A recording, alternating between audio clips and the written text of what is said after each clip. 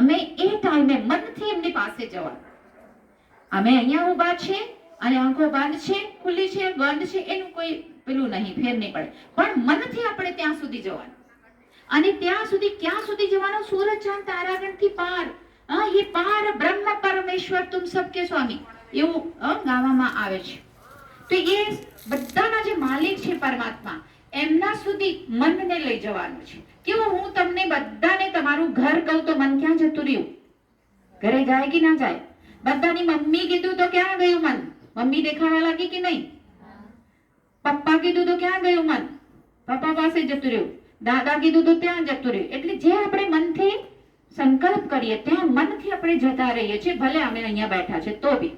એવી જ રીતે આપણે મનથી ઉપર સુધી જવાનું છે, સૂરજ ચાંદ તારાગણથી પાર.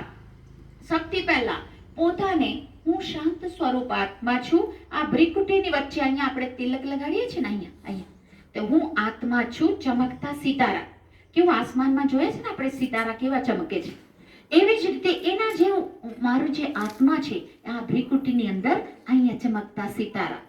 અને એમાં જ આત્માની અંદર જ મન હોય છે.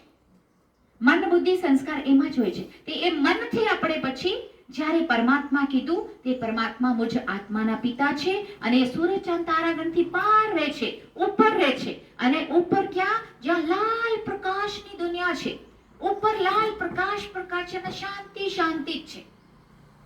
થોડીક વાર માટે કેવું આપણે અહીંયાથી કોઈ કે શાંતિની જગ્યા ગાર્ડનમાં જઈને બેસીએ, મંદિરમાં જઈને બેસીએ, કંઈક સારા સત્સંગમાં બેસીએ જ્યાં શાંતિ મળતી હોય, હે ને? શોધે છે ને એવા જગ્યા કોઈ, હે ને? શાંત જગ્યા. કોઈને એવું લાગે ચલો એકલા થોડીક વાર પેલે શાંતિની જગ્યા કંઈક બેસી આવીએ, થોડીક વાર શાંતિ જોઈએ છે, હે ને? એવી જ રીતે પરમાત્માના ઘરે સૌથી વધારે શાંતિ હોય છે. ચારે બાજુ શાંતિ, લાલ પ્રકાશ છે. અને ત્યાં મારે મનથી ત્યાં સુધી જવાનું છે. અને ત્યાંથી પછી ચમકતી લાઈટ પરમાત્માને જોવાનું, આ મનની આંખથી જોવાનું.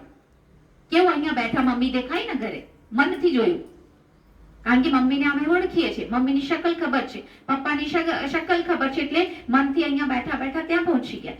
એવી જ રીતે મનથી આપણે ત્યાં જવાનું છે જ્યાં મારા મુજ આત્માના પિતા પરમાત્મા રહે છે. અને એ ચમકતા એક સૂર્યની જેમ છે. અને એમાંનામાંથી બહુ સુંદર સરસ કિરણો નીકળે છે. અને એ કિરણોની અંદર સુખ, શાંતિ, આનંદ, પ્રેમ, શક્તિ, જ્ઞાન બધું એમાં છે.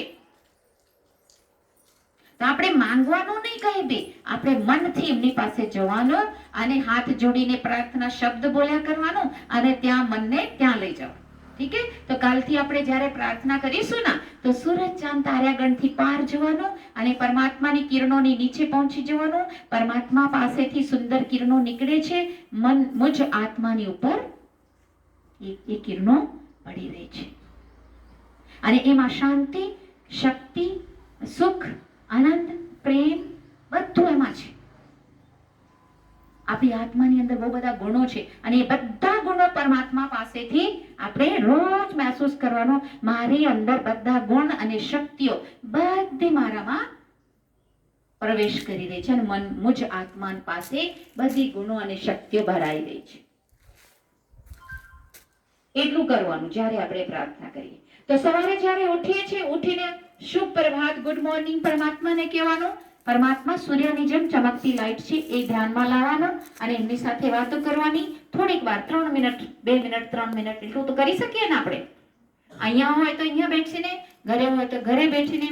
અને સૌથી પહેલા ભગવાનને ગુડ મોર્નિંગ કરવાની અને એમને ધન્યવાદ કરવાનો કે આજ તમે મને ધન્યવાદ, તમે મને આજનો દિવસ આપ્યું છે અને આ દિવસમાં હું સારું સારું કામ આખો દિવસ કરીશ, એવું કહેવાનું.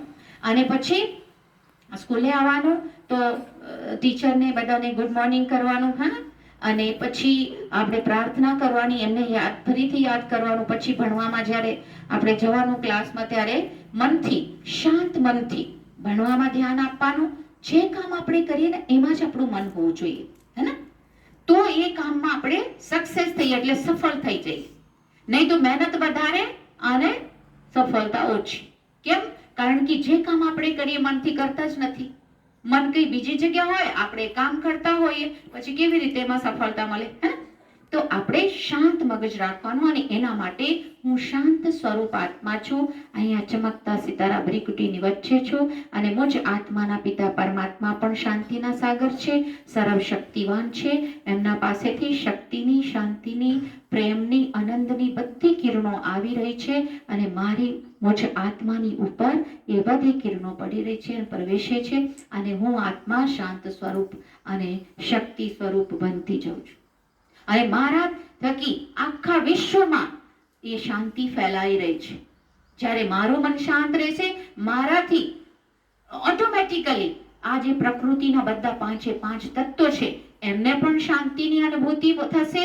આ જીવ જંતુઓ છે એમને પણ જે હિંસક બની ગયા છે એમને બી શાંતિની જરૂર છે. એટલે મેન હીરો આપણે કહેવાય. માનવ જે છે ને, મનુષ્ય જે છે એ જ મેન હીરો, મુખ્ય એ જ છે. એમના થકી જ પ્રકૃતિ બદલાઈને ગુસ્સે થઈ ગઈ છે, એમના કારણે જીવ જંતુ હિંસક બની ગયા છે, કારણ કે આપણા અંદરની શક્તિ શાંતિ ખતમ થઈ ગઈ છે.